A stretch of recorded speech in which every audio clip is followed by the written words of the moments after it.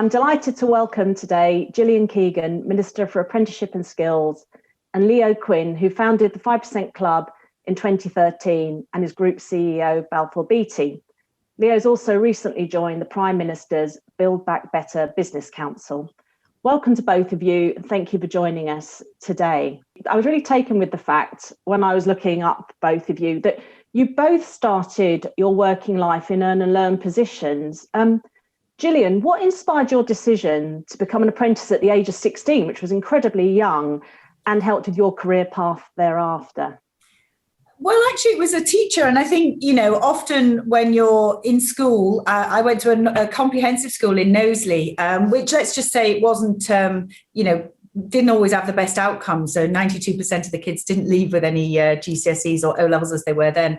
But I actually got 10 O-levels, but I just didn't know. I think, like many young people, you don't know anything really about careers. You don't know what's available. You don't know what all the jobs are. I'd done a Saturday job, so I knew some of those jobs. I knew I didn't want to work with fish because there was a fish shop next to my Saturday job, so I didn't like the smell of fish. But apart from that, I was pretty open, to be honest, to suggestions. And I was quite curious. And it was my maths teacher who said, look, if you go for a good quality apprenticeship, they'll help you. They'll help you discover what the careers are, what the world of business and what the world of work has to offer. They'll also help you with your studies. And as it turned out, I started off with a BTEC and then went to HNC, and it became a degree level apprenticeship. It didn't start out like that. So it was a fantastic decision. I can't praise the rotational degree level apprenticeships or any higher level apprenticeship enough, but particularly one where you can start at a level you feel comfortable and go up, because I really found that was a life changer for me. Brilliant. And I mean, here you are as Minister for Apprenticeships and Skills, which just goes to show the progression path that an apprenticeship can lead to, which is and the first apprentice to hold this role, which I will never get tired of saying, actually, because it's kind of it says it all, doesn't it? Great sign of the times, yeah. And what piece of advice would you offer a young person starting out their career today? I think there's two things. I think the first thing is to be curious. I always find it odd. I think a lot of young people, it's the worst question, isn't it? It's what do you want to do? Do you know what you want to do? And you're kind of like a rabbit in the headlights, because even if you do think you want to do something, it's only what you know normally, or what somebody else around you is doing. There's so many jobs that are available, so much variety in the world of work, lots of different industry sectors, lots of different roles. So the first thing I'd say is just be curious, try to get as much interaction or experience, ask as many people as possible. Everybody you meet wants to help a young person, so use that, ask anybody. And then the second thing I would say, and this is probably something more for the times today, is take your decisions seriously. I'm often struck at how many young people just automatically now think it's university, and they make a £50,000 investment decision in themselves without really even thinking much about what they want to study or what they want it to go on to, or what kind of careers are available as a result of what they study. And that's why we end up sometimes with people studying something that doesn't get them into a career that they're interested in. So I think, take that decision seriously, because that's why we're introducing this lifelong earning and this lifelong entitlement, because people always feel like it's something they have to do at 18, and then they never get the chance to do it again. So it's quite a big decision. Take that one seriously. Thank you. And Leo, that brings us nicely onto your career path. You actually started on a grad programme, amazing, at Balfour Beatty, so you've gone full circle. Do you think if you were starting your career today, you might consider an apprenticeship instead of going to university? And what advice would you offer young people starting out today? Well, I'd like to start out by commenting on Gillian's presentation. And personally, I'd have nothing said against fish, because my first job was as a Saturday boy in Mac Fisheries. And I spent 2 years doing that job. And what was really fascinating about it is it's incredible what you learned through that experience, because apart from the skill of how to fillet fish and sell fish, it was also, how do you interact with customers? How do you build up personal confidence? How do you learn to speak to people? And at the age of 16, we don't all realize just how naive we really are. And those sorts of things bring out learnings in us, and they build confidence. And all of those things actually, I think, help make us the man or the woman. And some of the advice I would give on the back of that is, some of the secrets of success, I think, are just turning up. There's nothing wrong in just turning up and actually seeing what happens. And the more times you turn up, the more chance you have of actually being successful. Anthony Robbins, who's one of these great motivational speakers, talks about the fact that, Kentucky Fried Chicken, when Colonel Sanders first went out on his journey to sell that, he knocked on 99 doors before he got his first person to actually buy the recipe. Life is like that. It's about knocking on doors, and it's about turning up. And through that, you learn. And in that learning experience, you then are able to make choices as to what you actually want to do. So if I go back to my own personal career, I started 40 odd years ago with Balfour Beatty, straight out of university. And funny enough, it was the first interview I turned up at, and they offered me a job. But what was interesting before that, and you asked me about whether I'd take on an apprenticeship, is that prior to that, I went to Surrey University. And at Surrey University, I did electronic and electrical engineering. And at the end of my first year, I failed and I got thrown out of university. And so all of a sudden, I had to think about, well, what was I going to do? And I had the choice as to whether I was going to be a painter or whether I was going to go to Portsmouth Polytechnic and do my degree. And it so transpired that I was better going to a technical type of college or university than I was actually when I went to Surrey University. So I went on and I did my degree in 3 years, and very successfully, and then later went on to do a master's at Imperial College London. So for me, if I was to look at it today, I could easily have gone and done an apprenticeship or the degree the way I did it. It was just so happened that the doors were open and I went in through a certain door, and that was the outcome of it. The difference, I think, primarily for a lot of people is that if you go and do a degree today, at the end of it, you end up with £50,000 worth of debt. If you actually do an apprenticeship, you're paid all the way through it. And at the end of that experience, you don't have the debt. So you're paid to learn and earn at the same time. And I think that's a big advantage. And you've got to learn what you personally are capable of, and what environment do you best learn? Do you best learn as a plumber's mate, where someone's teaching you hands-on, or are you able to sit and study on your own in a room and you can flourish in that environment? So I think a lot of it's about personally the way you learn and the way you develop, and therefore that will help make the choice between whether you do an apprenticeship, whether you do a degree, and your personal circumstance. We've seen an awful lot in the media about how young people are bearing the brunt of the COVID pandemic. And I know, Leo, you wrote our paper for the 5% Club last summer. And we've also seen quite a decrease in the number of apprenticeships.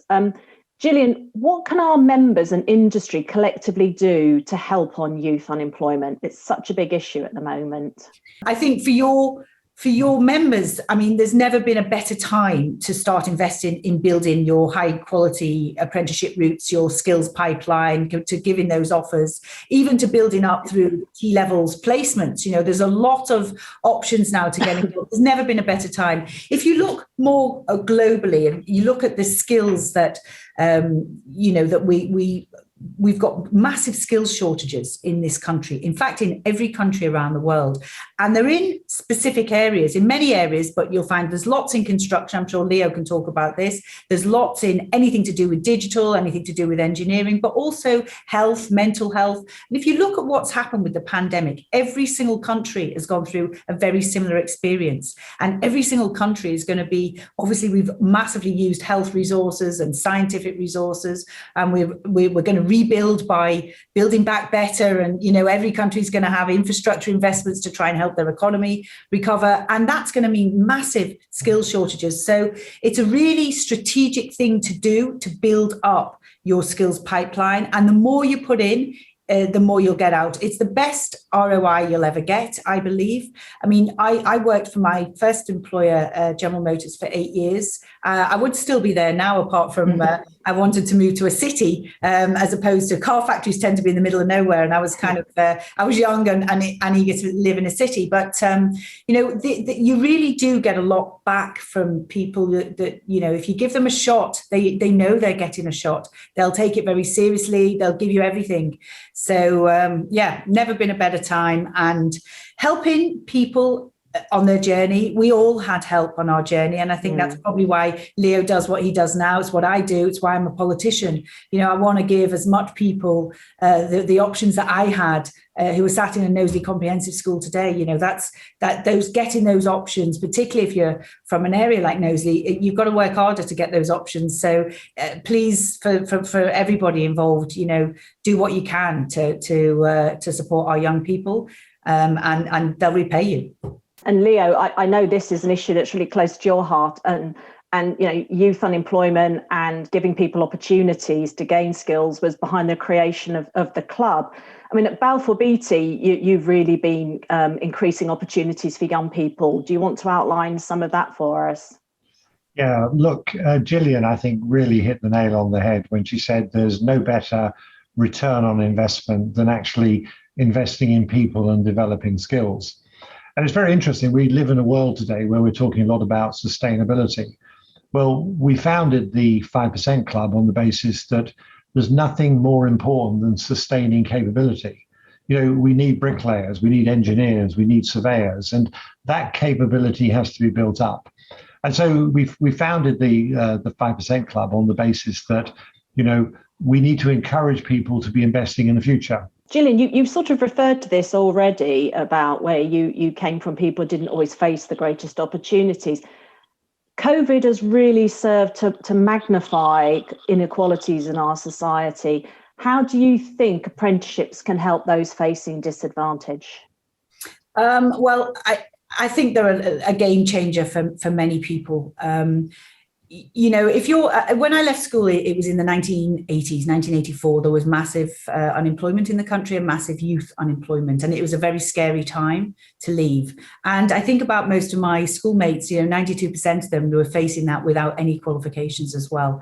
And the first lesson I learned going through that, and I'm really glad I'm in this job now because I can use it every day, is qualifications that you get if you go to those kind of schools, even though we're really trying to make sure the school standards are really getting much higher across the country, there'll be many people you'll meet that don't have the qualifications that are that they could get if they were in a different environment. So that's the first lesson that I've learned, that don't let the bits of paper get in the way, because particularly with people who left school 10, 20 years ago, they can get wherever in life. And I've met so many brilliant examples now of people who have gone on to do an apprenticeship in their 30s and 40s, left school with no GCSEs, and they're now on their way to doing level 4, level 5, level 6, and sometimes level 7 apprenticeships. They just never got the shot at the time. So giving people the chance and the opportunity is something that I'm particularly passionate about. And that's why I love apprenticeships, because we have 600 standards in apprenticeships. You can be pretty much anything. The last one I signed off was a space engineering technician. And literally, you can get anywhere with an apprenticeship. There are all levels, and you can progress. And you can progress over time. And that's what I think is a really powerful point of an apprenticeship. And the amount of people now, we've had 5 million people who've done an apprenticeship since 2010, more or less. And about half of them are adults. And I've met a lot of those adults. And by and large, they're adults who really didn't get a great shot the first time round at school. And this apprenticeship option came to them later in life. Either they were working in the health system, or I met somebody who'd worked 16 years as a domiciliary in a hospital. And she came running out after me, actually. I tend to attract, I'm like the only apprentice in the village. So she came running out and said, I've done one too. And she just finished and just qualified as a children's paediatric nurse. And you just hear these stories time and time again. A guy who was worked for 22 years in insecure work cleaning toilets, who is now on his way to becoming a paramedic in Yorkshire. I just love what apprenticeships can do. The life chances they can offer at any stage of your life, I think is really, really powerful. The oldest apprentice in this country is 76 years old, and he's doing a railway apprenticeship for GTR. I mean, I love the fact that, you know, these things the apprenticeships are available for anybody at any age, at any stage, in almost any industry, to get to almost any career and to get to the top as well. We've got people attending the event today who possibly aren't members. Obviously, we've got lots of members attending today. What would you say to them why they should join the club? Well, look, first and foremost, they've got to have it at the heart of their mission, that they want to sort of build and give something back. And doing that within the community is really important. But the 5% Club was really founded on the basis that we can't live with a level of youth unemployment which is too high.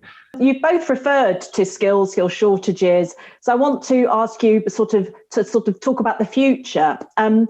Gillian, looking ahead to the next 10 years, there's already been lots of references to the green economy, the information age.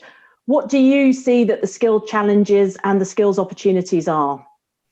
Well, first of all, just on the 5% Club, could I just say to everybody, it's a brilliant initiative. I was very struck when I first met you, Leo, about the simplicity but brilliance of the club. And I think one of your newest members is now the Department for Education. So yes. I have been trying to get them to join since we first met, and I'm delighted that they now have, and I hope to get many, many other employers in the public sector to also join. In terms of skills, we've got a lot of challenges and opportunities facing us. Now, how does a challenge become an opportunity? Because you can do it. How can you do it? Because you have the skills. And if you look at the challenges we face, well, we've got the challenges of recovery and rebuilding our economy after this unbelievable period with the pandemic. And we've got that in a global scale as well. We've got the challenge of the net zero challenge and really changing a lot of what we do and a lot of our operating models and energy and lots of things by 2050. And we've got the challenge of, you know, competing in a global world, and increasingly, it's always been a global world since I've worked in it, but increasingly, particularly in the digital space and the acceleration of the use of digital, that there's a lot of competition. And of course, post-Brexit, that's changed some aspects in terms of opportunity and operating models. If I look at all the things that you need to do to be successful, if we think about industries we want to be successful, or science or technology we want to be successful, every single one of them is going to require the skills. And not only for us to have the skills, but us to be really good at the skills, because we're competing with lots of other people in lots of other places. And that is something that I don't underestimate as a challenge, but means that we really have to step up to the plate. And that's why there's been a huge focus on skills and apprenticeships and traineeships and all kinds of technical routes up through education as well with T-levels. That's why we've done a Skills for Jobs white paper, because we've got two things going on. The first is more and more people going to university, but still 34% of them not ending up in graduate jobs at the end of it. And we've also got still massive skills shortages. So, you know, we need to make sure that people are given high quality routes to study and learn, come back later and study, take on second careers, and, you know, think through their career choices the first time round, so that they can be aware of the opportunities and, you know, what skills are the skills of the future and how we're going to help them get those. And Leo, I mean, how do you see the next 10 years in terms of those challenges and the industry response? It's very important to remember that your attitude will ultimately determine your altitude. And there's no limit to how high somebody can go. It all comes down to how much effort you want to put in to get there. And to my mind, it's really important that people remember the specific skills are important, but the life skills in terms of how you communicate, how you interact, how you socialize, how much energy you bring to the job, that's actually more important, because those things are transferable. they're transferable across every industry. And I completely agree, by the way. The attitude, I love that. I've just written down the attitude, altitude. Expect me to be saying that soon, because it's a great saying. But attitude, and I think of myself as a 16-year-old, walking through this car factory, completely terrified. But all of those hurdles that you overcome, and you're learning from everybody. You're learning from thousands of people around you, or hundreds of people around you, not just your tutors or whatever. I think you raise a very interesting point. It's a little bit like we're looking and talking about today vaccine passports, but ultimately skills is a skill passport. You learn things through your life. You put it into a big reservoir of knowledge and experience, and that passport stays with you throughout your life, which qualifies you to do lots of things. So the idea is, in this day and age, you can have 3, 4, or 5 different careers, and the apprenticeship and the 5% club and those institutions help support that and make that possible. We are looking at a very different type of employment for people in the future, with lots of variety and lots of interest created by the diversity that's out there. What we'd really like to do is get the government to stand behind the 5% club being the kite mark for the benchmark for industry performance in the area of apprenticeships, and that kite mark then represents a certain quality of training and development that the employer will put back into the apprentice. And I think that's something the government could very, very easily do. I think the other thing that we would like is we'd like the government to use its purchasing power to say, for example, if you want to qualify on this tender list, you have to demonstrate a track record of how you've invested back in capability and trained and brought young people on. And again, part of that might well be that you are a member of the 5% club. And if we can get those things in place, it gets people to sort of think and understand that they can make a real difference in terms of bringing on the next generation. The other thing that'd be nice is that we, in large companies like Balfour Beatty, FTSE 350s, we have a section in our annual report called Corporate Social Responsibility. It would be nice as a requirement within the sustainability section of that report, where we measure CO2 and we measure all of these societal, environmental criteria, that we got everybody to report out on where does their company perform in terms of the 5% club, because ultimately what gets measured gets done. And if you put it into the annual report under corporate social responsibility, it then becomes a board issue. And once a year, the board look at it and say, are we doing enough about moving ourselves towards this 5% target? In the same way that we've put the 30% criteria in there for women on boards, why wouldn't we be looking at apprentices within companies? I completely agree with you. If we could do the same for apprentices and offering young people those opportunities and building your skills pipeline, that would be a great achievement. And I definitely look forward to working with you on that. As I say, we've got the DFE, and I'm determined to continue. I think it's a brilliant way of doing it. And as you say, corporate social responsibility has become something that companies take much, much more seriously. And this to be part of that, offering those opportunities and building your skills pipeline, I think would be a great way to do it. Gillian, might I take a second just to compliment you? First and foremost, I think your energy and enthusiasm is fantastic. The leadership you just exude around the topic, and all of it comes from what is your very sort of natural persona and personality. So to find somebody in a ministerial role of your caliber is an absolute delight. Oh, well, that's lovely. Thank you so much, Leo. Gillian, thank you so much. It's been a wonderful interview and really, really interesting. And thank you both for your time today.